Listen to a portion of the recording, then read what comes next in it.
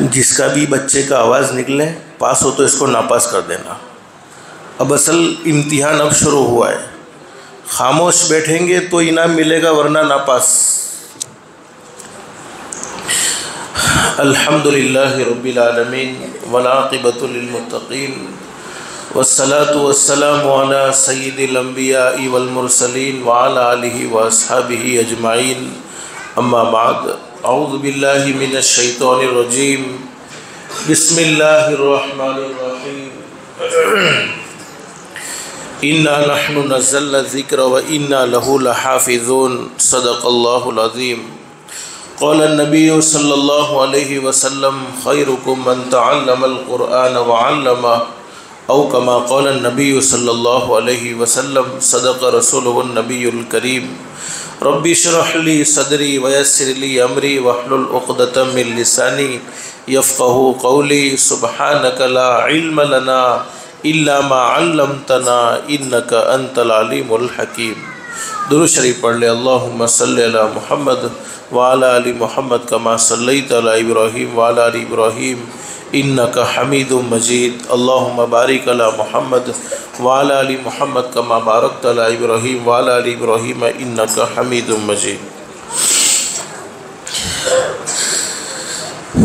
देखो, कोई लंबी चौड़ी बात आपके सामने नहीं रखनी है।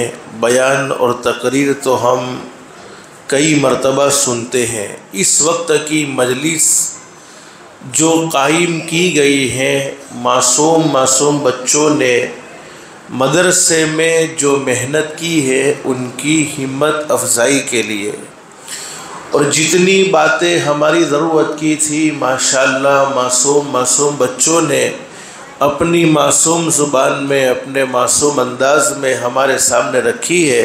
बस अल्लाह पाक हम सब को अमल की तौफीक नसीब फरमाए।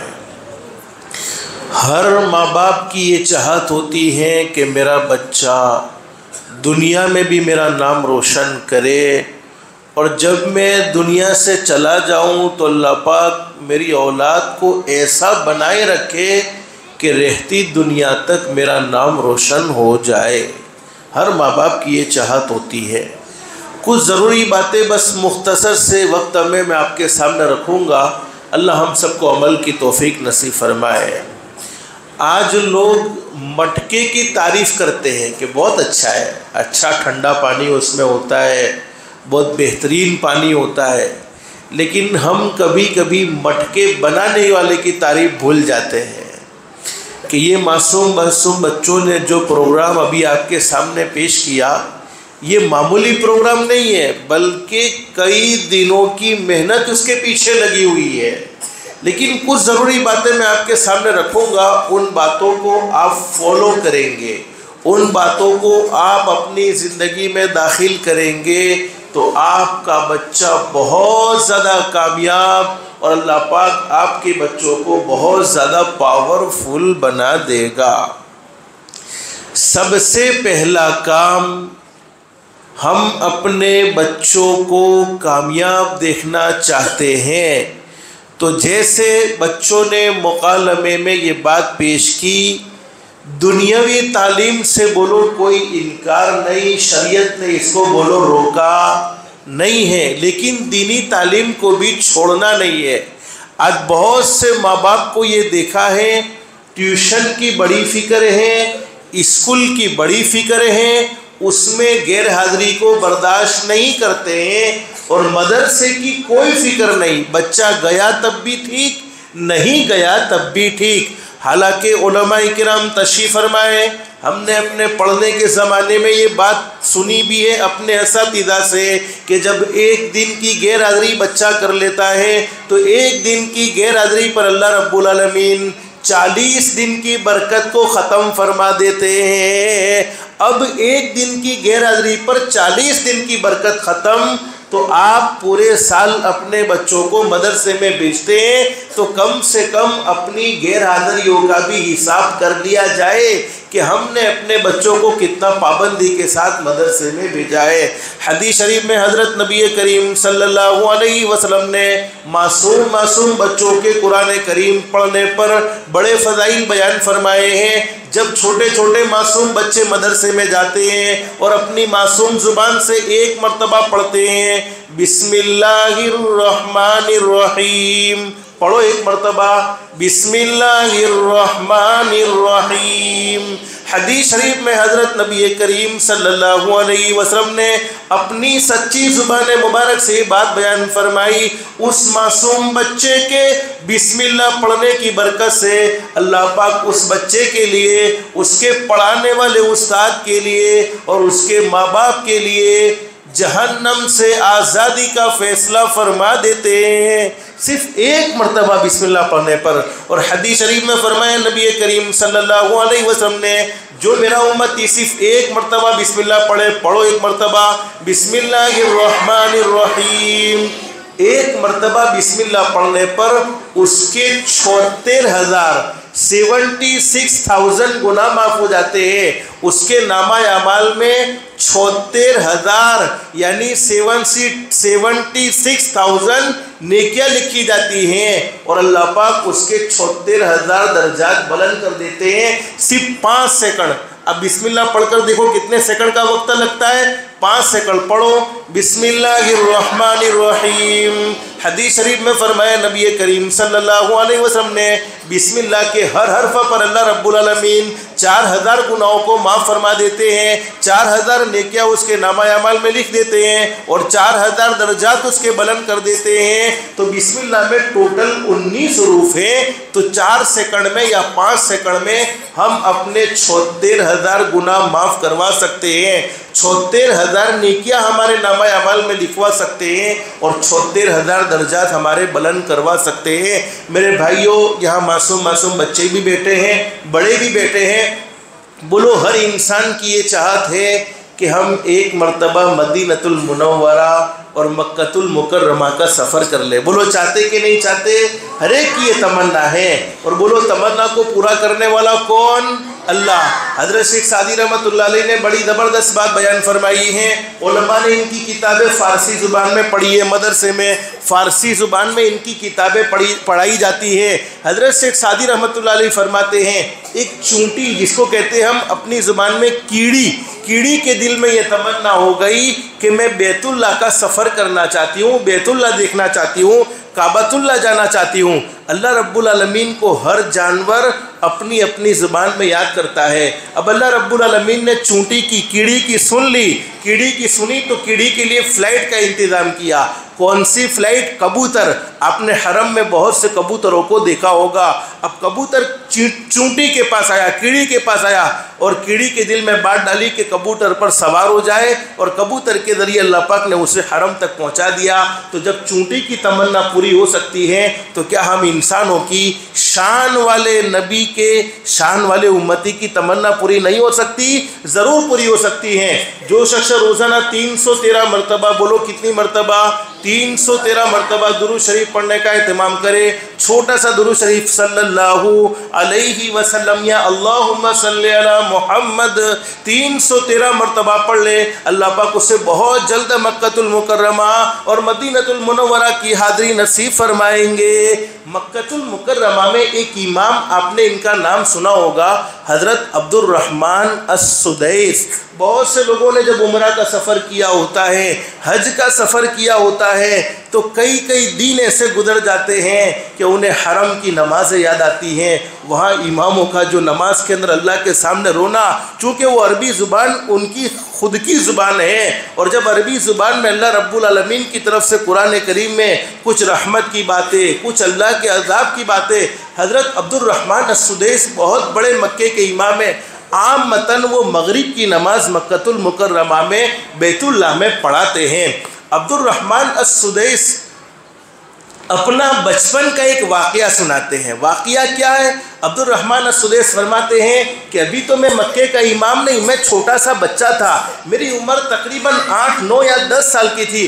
अब 8, 9 या 10 साल की उम्र में बच्चे कैसे होते? देखो आप लोग देख लो, बच्चों को जितना भी समझावे, बोलो बच्चे मानने वाले नहीं है। बड़ों को यहाँ तवज्जो रखनी है। बच्चे तो अपनी मस्ती करेंगे, वो अपने काम में मसरूफ़ है।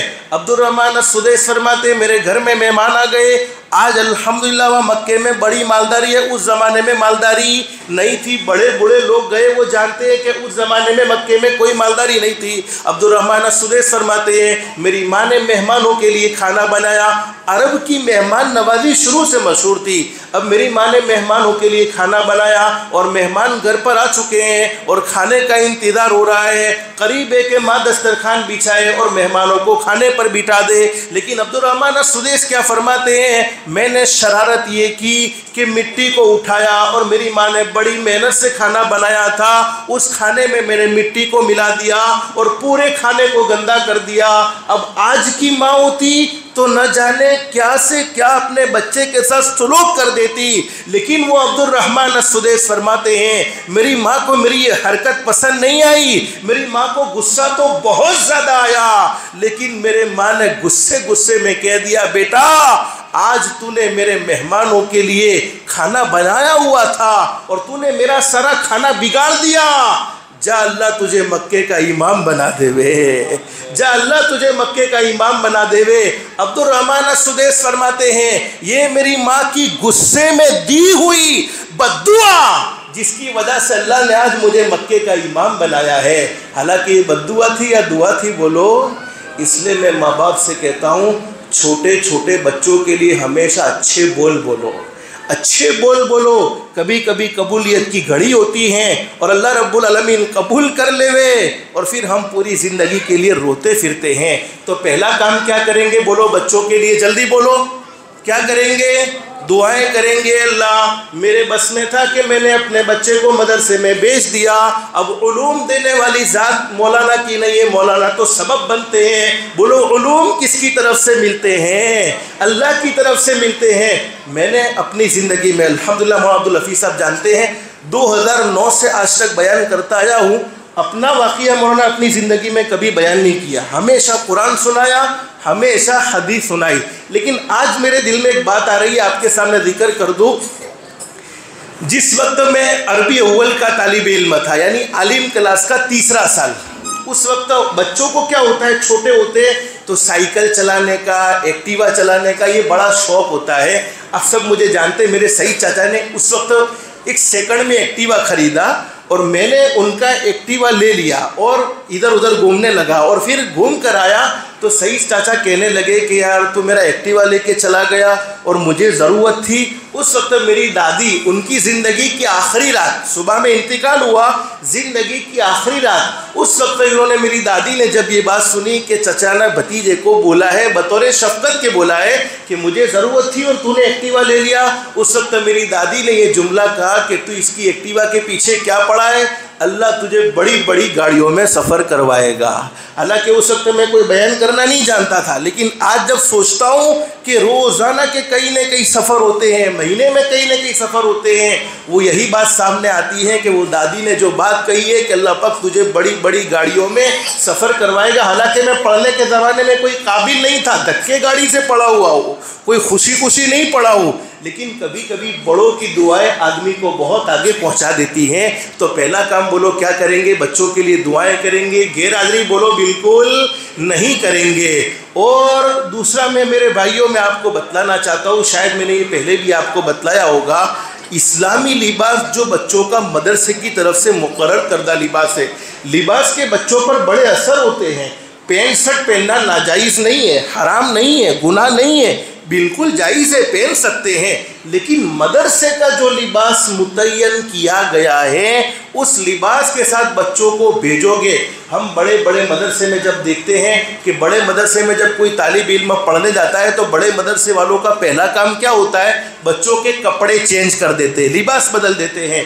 अब लिबास बदल देते हैं तो होता क्या है, कभी कभी अल्लाह न करे उस बच्चे के मुकद्दर में हाफिज़ बनना लिखा हुआ नहीं होता, आलिम बनना लिखा हुआ नहीं होता। वो 3 महीने में, 6 महीने में, साल में, 2 साल में मदरसा छोड़कर चला जाता है, तो वो लिबास बदला हुआ है, उसकी वजह से कुछ न कुछ अल्लाह पाक उसे मदरसे की खूबियाँ दे देते हैं। इसलिए हमेशा अपने बच्चों को मदरसे में भेजो तो इस्लामी लिबास के साथ। और एक गलती मैं आपको बतलाऊँ मेरे भाइयों, अगर आपको अच्छी न लगे तो माफ़ी चाहता हूँ, अगर मैं चाहता हूँ कि मेरे बच्चे काबिल बने, और बोलो दुनिया का कोई इंसान किसी को आगे बढ़ाना नहीं चाहता, सिर्फ माँ बाप ये चाहते हैं कि मेरी औलाद आगे बढ़ जाए, और पढ़ाने वाले उस्ताद ये चाहते हैं कि मेरे पास पढ़ने वाले बच्चे मुझसे भी आगे बढ़ जावे, वरना दुनिया का कोई आदमी ऐसा नहीं चाहता कि फलाना मुझसे आगे बढ़े।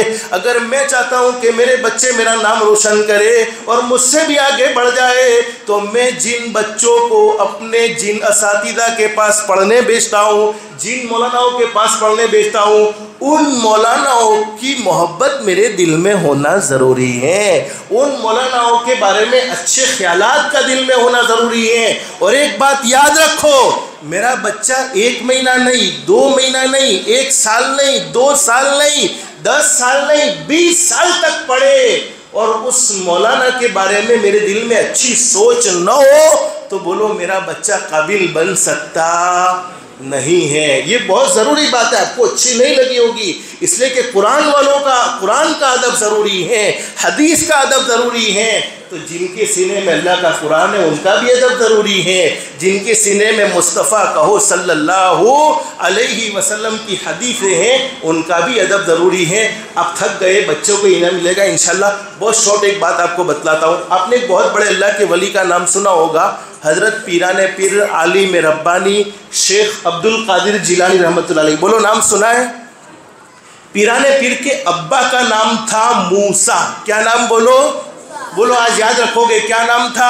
मूसा। लेकिन लोग क्या कहते थे? अबू सालेह। अबू सालेह यानी नेकी के अब्बा, नेकों के अब्बा। नाम क्या था? मूसा। लेकिन लोग कहते थे अबू सालेह। और शेख अब्दुल कादिर जिलानी रहमतुल्लाह अलैह की माँ का नाम था फातिमा।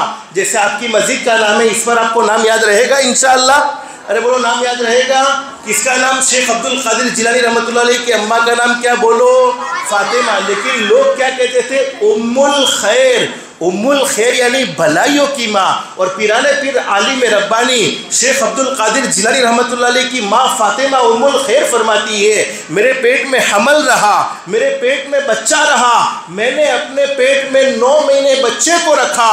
पीराने पीर आलिम रब्बानी शेख अब्दुल कादिर जिलानी रहमतुल्लाह अलैह की माँ फरमाती है, यहाँ आसमान पर मुझे रमज़ान का चांद नज़र आया, ज़मीन पर अब्दुल कादिर नज़र आ गया। यानी पीराने पीर बोलो दुनिया में कब तशरीफ़ लाए? रमज़ान की चांदवी रात को तशरीफ़ लाए। अब पीराने पीर की माँ क्या फरमाती है? मैं अपने बेटे को सहरी से लेकर इफ्तारी तक दूध पिलाऊं तो मेरा बेटा दूध न पिए, और इफ्तारी से लेकर सहरी तक दूध पिलाऊं तो मेरा बेटा दूध पिए। पीराने पीर आलिम रब्बानी शेख अब्दुल कादिर जिलानी रहमतुल्लाह अलैह की माँ फरमाती है, ये मेरा प्यारा बेटा उम्मत मोहम्मदिया का ऐसा पहला शख्स था जिसने पैदा होते ही पूरे रमज़ान के रोज़े रख लिए। वही पीराने पीर आलिम रब्बानी शेख अब्दुल कादिर जिलानी रहमतुल्लाह अलैह जिनकी उम्र हुई 4 साल। बोलो कितनी उम्र? 4 साल। अब 4 साल की उम्र हो गई, अब्बा का इंतकाल हो गया, पीराने पीर बोलो यतीम हो गए। इन्ना लिल्लाहि व इन्ना इलैहि राजिऊन। सिर्फ अम्मा ही है और मासूम बेटा है, 4 साल की उम्र अब्दुल कादिर। अब पीराने पीर की माँ उम्मुल खैर जिसका नाम है बोलो फातिमा। लोग कहते उम्मुल खैर घर में सिलाई का काम करती थी, लेकिन माँ को ये तमन्ना हुई कि बाप तो रहा नहीं है, अब मेरा मासूम बेटा है, उसे कुरान पढ़ा लेना चाहिए, उसे हदीस पढ़ानी चाहिए, उसे अलीम बाअमल बना लेना चाहिए। 4 साल की उम्र में माँ मौलाना के पास आई। उस ज़माने का मकतब चलता था। मौलाना के पास आई और मौलाना से कहा कि मौलाना मेरा बेटा यतीम है, उसके सर पर हाथ रखने वाला कोई नहीं है, मैं अकेली हूँ, आप मेरे बेटे को पढ़ा लेना, मेरे बेटे से कोई गलती हो जावे आप जो मुनासिब सज़ा देना चाहे उसे दे देना, लेकिन मेरे बेटे को मदरसे से निकाल मत देना। और आज तो कभी मौलाना ने किसी बच्चे पर थोड़ी बहुत तंबीह की हो, मौल साहब बेटे को भेजा है घी खिला खिलाने मोटा कराए, तुमको मारने वास्ते नहीं दिया। हाँ, हम उलमा से ज़रूर कहते हैं कि बच्चों को शफ़क़त से पढ़ाए, मोहब्बत से पढ़ाए, लेकिन तंबीह के तौर पर कभी तंबीह कर दी हो। कोई मौलाना को ये अच्छा नहीं लगता कि किसी बच्चे को मारे। क्यों अच्छा लगे? अरे हाथ क्यों उठावे? हम तो यही चाहते हैं कि बच्चे बहुत मोहब्बत से पढ़े, लेकिन कभी कभी छड़ी भी चलानी पड़ती है, उसके बगैर बोलो काम चलता नहीं है। हाँ, तरगीब हम ज़रूर देते हैं कि बहुत मोहब्बत से पढ़ाओ, बहुत प्यार से पढ़ाओ। अब वो दौर नहीं रहा है, अब वो ज़माना नहीं रहा है। अब बच्चे बहुत मोहब्बत के भूखे हैं, लेकिन पिराने पीर की माँ क्या फरमाती, मेरे बेटे को बोलो मदरसे से निकाल मत देना, मेरा बेटा गलती करे उसको मुनासिब सजा दे देना। अब पिराने पीर तो मदरसे में बैठे, बोलो कितने साल की उम्र, बोलो 4 साल की उम्र। मौलाना ने कहा क्या नाम बेटा का, अब्दुल कादिर का। पहला दिन का पढ़ो। मौलाना ने पढ़ाया औज़ु बिल्लाहि मिनश शैतानिर रजीम। अब पिराने पीर ने औज़ु बिल्लाह पढ़ा, फिर खुद ही शुरू हो गए बिस्मिल्लाहिर रहमानिर रहीम अल्हम्दुलिल्लाहि रब्बिल आलमीन अर्रहमानिर रहीम मालिक यौमिद्दीन।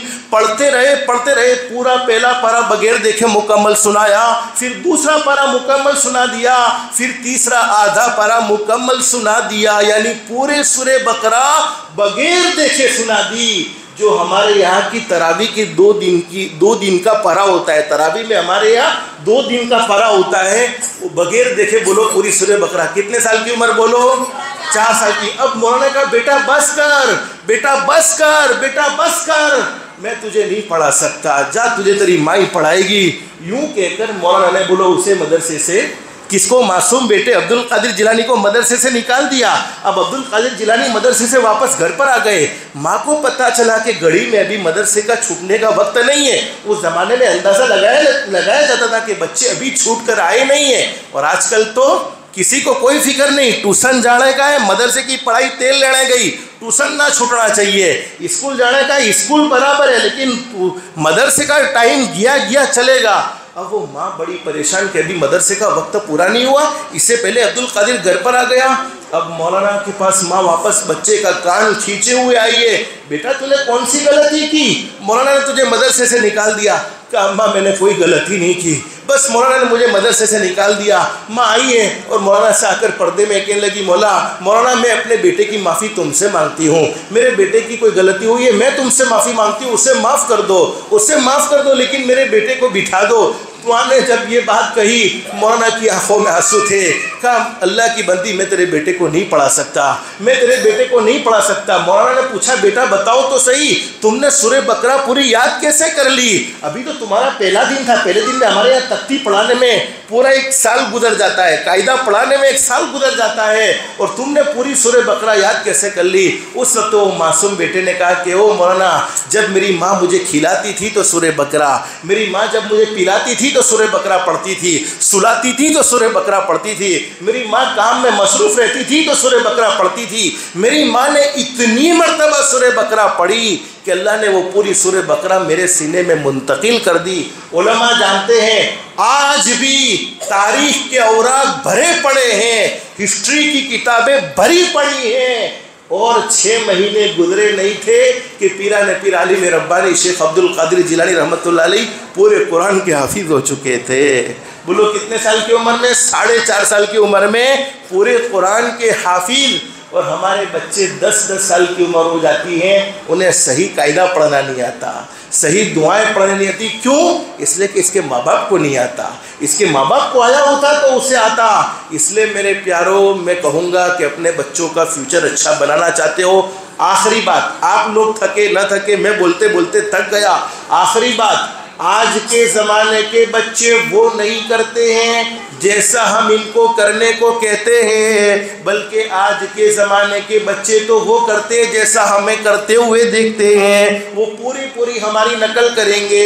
अगर हम अच्छा करेंगे तो बच्चे हमें देखकर अच्छा करेंगे, और अगर वो हम गलत करते हुए हमें देखेंगे तो वो बच्चे भी गलत करेंगे। और बहुत से माँ बाप कहते हो मौलवी साहब मेरे बेटे को चेक करो ने, कोई जादू की प्रॉब्लम है, कोई जिन्नात की प्रॉब्लम है। मैं पूछता हूँ मोबाइल देखता है क्या? मोबाइल तो पूरे दिन सुबह से लेकर शाम तक, स्कूल से आया मोबाइल, मदरसे से आया मोबाइल, ट्यूशन से आया मोबाइल, रात को सोने से पहले मोबाइल। मैं कहता हूँ कोई जिन्नात की प्रॉब्लम नहीं, कोई जादू की प्रॉब्लम नहीं, ये ज़्यादा मोबाइल देखने की नहुसत है। कितने बच्चे आँखों की तकलीफ़ के शिकार हो गए, कितने बच्चे अपनी दिमाग की आसक्ति को खो बैठे, कितने बच्चे कैंसर की बीमारी में तड़प कर दुनिया से गए हैं। इसलिए खुद भी मोबाइल से बचो और अपने बच्चों को भी मोबाइल से बचाओ। आखिरी बात, आज की मजलिस में बोलो रमज़ान का मुबारक महीना भी आने वाला है, अल्लाह हम सबको इसकी कदरदानी की तौफीक नसीब फरमाए। बच्चे अपना इनाम लेने के लिए मुंतज़िर हैं। हकीकत ये है कि कमेटी वालों ने जो इनाम दिया है, मुताल्लिकीन ने जो इनाम दिया है, मस्जिद वालों ने जो इनाम दिया है, अल्लाह इनका दुनिया आखिरत में बेहतरीन से बेहतरीन बदला नसीब फरमाए। उनकी हिम्मतें बढ़ाई हैं, उनके हौसले बढ़ाए हैं। हमारा ये मामूली इनाम अल्लाह रब्बुल आलमीन के नज़दीक बहुत बड़ी कीमत रखता है, लेकिन असल इनाम तो अल्लाह के ख़जाने से मिलेगा। अल्लाह के ख़जाने से जो इनाम मिलेगा उस इनाम को तो बोलो कोई सोच सकता भी नहीं है। लेकिन मेरे प्यारों, आज की मजलिस में 2 काम की नियत कर लो, करते हैं इंशाअल्लाह। अगर ये 2 काम हमारी ज़िंदगी में है, दुनिया वाले हमें अच्छा समझे न समझे, दुनिया वाले हमारी इज्जत करे न करे, दुनिया वाले हमसे मोहब्बत करे न करे, पैदा करने वाला अल्लाह कहेगा मेरा बंदा तुझसे अच्छा कोई नहीं हो सकता। नंबर 1 कहो 5 वक्त की नमाज, बोलो ज़रूर पढ़ेंगे इंशाअल्लाह। हम अपने बच्चों से कभी कभी मदरसे में हम बच्चों से पूछते हैं कि भाई तुम्हारे अब्बा नमाज़ पढ़ते? कि नाना मौल साहब मेरे अब्बा तो जुमा के दिन आवे। मौलाना अब्दुल हफीज़ साहब, एक सुनने जैसी बात है, अहमदाबाद में एक मस्जिद है जुआपुरा में, जुमा मस्जिद। जुमा मस्जिद एक बहुत बड़ी मस्जिद है, अल्हम्दुलिल्लाह मेरा कई मरतबा वहाँ जाना हुआ है। वहाँ के इमाम साहब मौलाना रफ़ीक साहब हमारे यहाँ मस्जिद नूर में जमात में भी स्टूडेंट की जमात लेकर आए हुए थे। एक मरतबा हुआ ऐसा कि जुमा के दिन मैं वहाँ पहुँचा और मस्जिद चूँकि भर गई तो मौलाना ने क्या किया, छोटे छोटे बच्चे थे, 8, 9, 10 साल के बच्चे थे, उनको मस्जिद के ऊपर की तरफ भेजना शुरू कर दिया। तो अहमदाबादी ज़ुबान में एक बच्चे ने कहा, वहाँ का रहने वाला था, अरे भी यार क्या करता है तू, अपने तो रोज के अपने चले जाते, ये तो आ जाए। क्या कहता है वो, ये तो आ जाए, अपने तो रोज के हैं। आप समझे नहीं समझे मेरी बात? यानी वो बच्चा यूँ कहना चाहता है कि हम तो 8, 9, 10 साल की उम्र वाले रोज़ नमाज पढ़ते हैं और ये जुमा के दिन आए हैं, इन्हें जगह दे दो, हम ऊपर चले जाते हैं। तो मेरे प्यारों, मैं आपसे ये कहना चाहता हूँ, आप रोज़ाना फजर की नमाज में आराम से सोएं और अपने बच्चों के लिए ये तमन्ना रखें कि मेरा बच्चा 5 वक्त की नमाज का पाबंद बन जाए। ये कैसे मुमकिन हो सकता है? तो आज से तय करो, कहो इंशाअल्लाह नमाज को बोलो कभी नहीं छोड़ेंगे, नमाज पढ़ेंगे, रोज़ी के दरवाजे खोलेंगे, नमाज पढ़ेंगे। अल्लाह पाक सबसे बड़ा इनाम हमारी औलाद को हमारी आंखों की ठंडक बनाएगा। नमाज पढ़ेंगे, अल्लाह पाक शैतान मरदूद के हमले से हमें बचा लेगा, दुनिया में भी बचाएगा और आखिरी वक्त में भी। शैतान मरदूद की ये कोशिश रहती है कि हम दुनिया में से ईमान से न जाए बल्कि ईमान से हाथ धो बैठे आखिरी वक्त में। नमाज पढ़ेंगे, रूह निकालने वाले फरिश्ते मलकुल मौत शैतान मरदूद को उससे दूर कर देंगे और ख़ुद कलमा पढ़ाएंगे, फिर उसकी रूह को कब्ज़ा करेंगे। और दिन रात के 24 घंटे अगर हम अल्लाह के सामने सिर्फ 1 घंटा, सवा घंटा झुकेंगे, बोलो दुनिया वालों के सामने हमें झुकने की ज़रूरत नहीं पड़ेगी। और अल्लाह हिफाजत फरमाए, अगर हम अल्लाह के सामने नहीं झुकते हैं फिर दुनिया वालों के सामने हमें झुकना पड़ेगा। तो पहला काम बोलो कौन सा करेंगे? कहो इंशाअल्लाह 5 वक्त की नमाज आज से कभी छोड़ेंगे नहीं। दूसरा काम, अपनी जात से किसी को बोलो दुख नहीं पहुंचाएंगे, किसी को तकलीफ नहीं। कमा तदीन तू दान, जैसा करोगे वैसा बोलो भरोगे, जैसी करनी वैसी भरनी, ना मानो तो करके देखो। जन्नत भी है दोज़ख भी है, ना मानो तो मर के देखो। भले अमल का भला नतीजा, बुरे अमल का बुरा नतीजा। जिन लोगों ने बुरा किया है चल कर उनका घर देखो। किसी को सताने वाले, किसी के दिल के टुकड़े टुकड़े करने वाले, किसी की जिंदगी का चैन सुकून छीनने वाले कभी सुकून और इत्मीनान से नहीं सो सकते हैं, बल्कि अल्लाह पाक उनकी जिंदगियों से चैन सुकून छीन लेता है।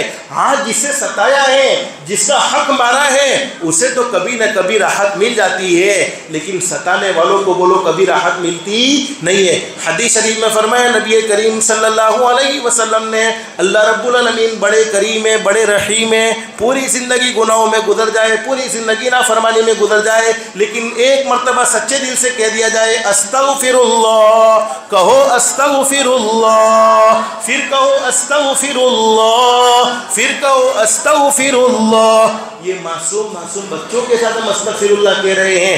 यकीनन अल्लाह रब्बुल आलमीन ने हमें माफ़ कर दिया। हदीस शरीफ में फरमाया कि एक मरतबा हमने सच्चे दिल से कह दिया अस्तगफिरुल्लाह, जिसके माना ये है कि अल्लाह मैं तुझसे माफ़ी मांगता हूँ। अल्लाह रब्बुल आलमीन फरमाते हो मेरे बंदे, मेरी इज्जत की कसम, मैंने तेरी ज़िंदगी भर के सारे गुनाहों को माफ़ कर दिया है और ऐसा माफ़ किया है अत्ताइबु मिनज़्ज़ंबि कमन ला ज़ंब लह, जैसा कि तूने गुनाह किया ही नहीं था, तूने अल्लाह को नाराज़ करने वाला काम किया ही नहीं था। लेकिन 2 गुनाह ऐसे हैं जिनकी सज़ा मरने के बाद तो मिलती ही मिलती है, मरने से पहले पहले दुनिया में भी ज़रूर मिल जाती है। नंबर 1, जिसने अपने माँ बाप के दिल के टुकड़े टुकड़े किए हो, माँ बाप को सताया हो, माँ बाप को नाराज़ किया हो, मरने से पहले पहले ज़रूर भुगतना पड़ता है। अल्लाह हम सबको हमारे माँ बाप का फरमाबरदार बनाए और हमारी औलाद को हमारा फरमाबरदार बनाए। और नंबर 2, जिसने किसी पर जुल्म किया हो, ज़्यादती की हो, जालिम को अल्लाह पाक ढील ज़रूर देते हैं लेकिन जालिम की पकड़ भी ज़रूर होती है। बस अल्लाह से दिल से दुआ कर लो, अल्लाह हम सबको अखलाक मुस्तफ़ा वाली ज़िंदगी नसीब फरमाए। सामने वाला मजलूम कमज़ोर होता है लेकिन पैदा करने वाला अल्लाह बोलो कमज़ोर नहीं होता, वो कमज़ोरों की तरफ से ज़रूर जवाब देता है। अल्लाह हम सब की दुनिया भी बेहतर से बेहतर बनाए, आखिरत भी बेहतर से बेहतर बनाए। अल्लाह के अहकाम के मुताबिक हज़रत नबी करीम सल्लल्लाहु अलैहि वसल्लम के तरीक़े के मुताबिक ज़िंदगी गुजारने की तौफ़ीक़ व सादत नसीब फरमाए। अल्लाह पाक हम सबको कहने सुनने से ज़्यादा इखलास, इस्तिखलास और इस्तिकामत के साथ अमल की तौफ़ीक़ नसीब फरमाए। आमीन या रब्बल आलमीन व आखिरु दअवाना अल्हम्दुलिल्लाहि रब्बिल आलमीन। अब बहुत देर तक बैठे, अल्लाह सबके बैठने को कबूल फरमाए और दिल से दुआ है कि अल्लाह जैसे तूने हमें मस्जिद में, हदीस शरीफ में लिखा है कि मस्जिद में आने वाला अल्लाह का मेहमान अल्लाह रब्बुल आलमीन खुद उसके मेज़बान होते हैं। अल्लाह पाक ने हमें दुनिया में अपना मेहमान हमें बनाया है, अल्लाह के लिए कोई मुश्किल नहीं। आज की मुबारक रात में दुआ कर लो, शाबान का मुबारक महीना है, अल्लाह हम सबको जन्नतुल फिरदौस में भी अपना मेहमान बनाए और अल्लाह रब्बुल आलमीन दुनिया में भी हमें कामयाबी नसीब फरमाए और आखिरत में मरने के बाद भी हमें कामयाबी नसीब फरमाए। आमीन या रब्बल आलमीन व आखिरु दअवाना अल्हम्दुलिल्लाहि रब्बिल आलमीन। अस्तग़फिरुल्लाह